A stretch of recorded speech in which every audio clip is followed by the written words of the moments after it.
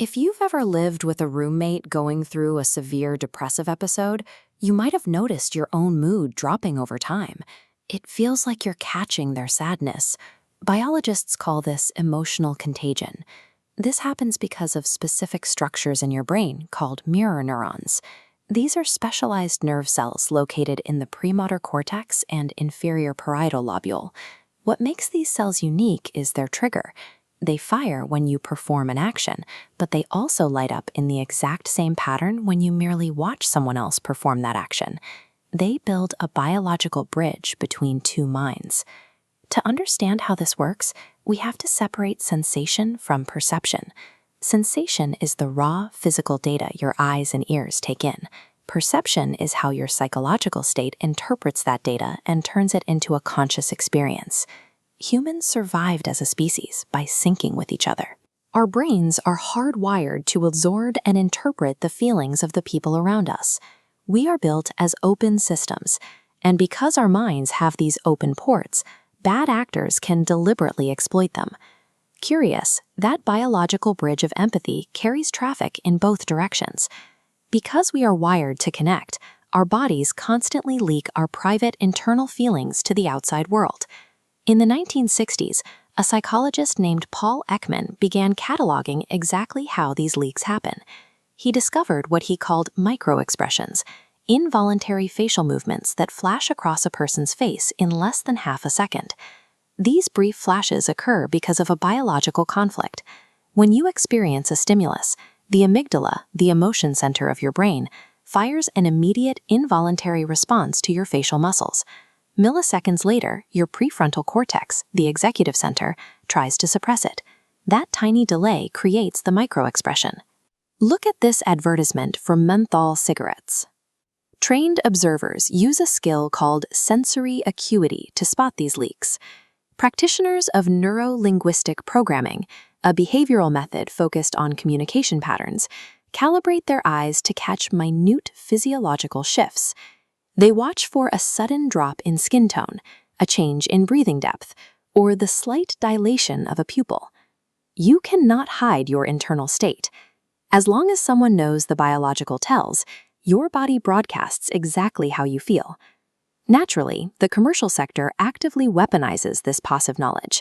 Advertisers bypass your logical brain by targeting your sensory perception.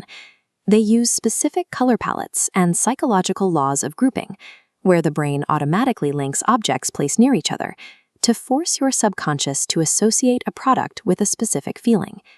Look at this advertisement for menthol cigarettes. By placing the harsh product next to words like cooler and images of crisp, fresh environments, the marketers successfully engineered a sensory illusion of refreshing coolness. This manipulation scales down to our interpersonal lives through dark psychology. This is an umbrella term for tactics like love bombing, where someone overwhelms you with affection to lower your defenses, or gaslighting, where they systematically rewrite your reality until you doubt your own memory. These tactics work because they aren't magic.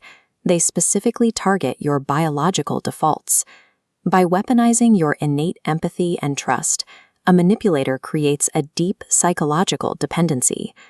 Everyday manipulation turns your biological need for human connection into a lever for control.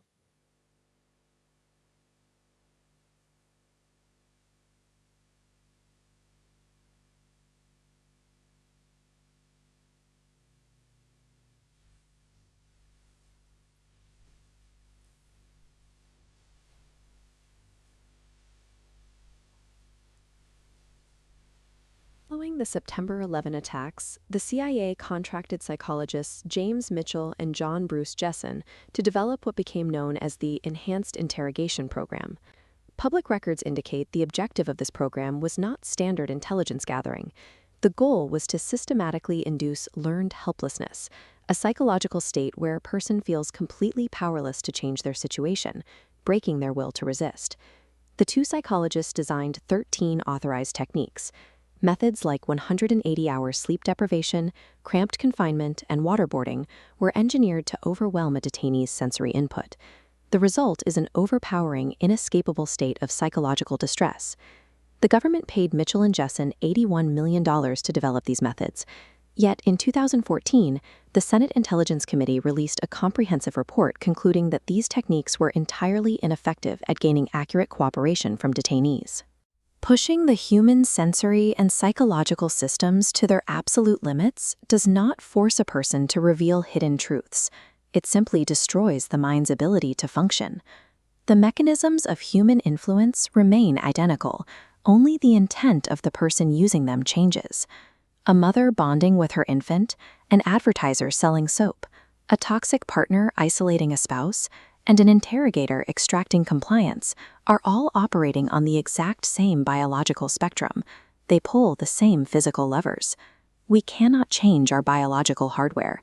You cannot switch off your mirror neurons to stop feeling empathy, and you cannot stop your amygdala from firing microexpressions. Because the hardware is fixed, the only defense against manipulation is a software update. We must rely on conscious, educated awareness of how these tactics operate in the real world. By recognizing the language of sensory manipulation, you identify the exact moment someone tries to pull your biological strings and choose to cut them.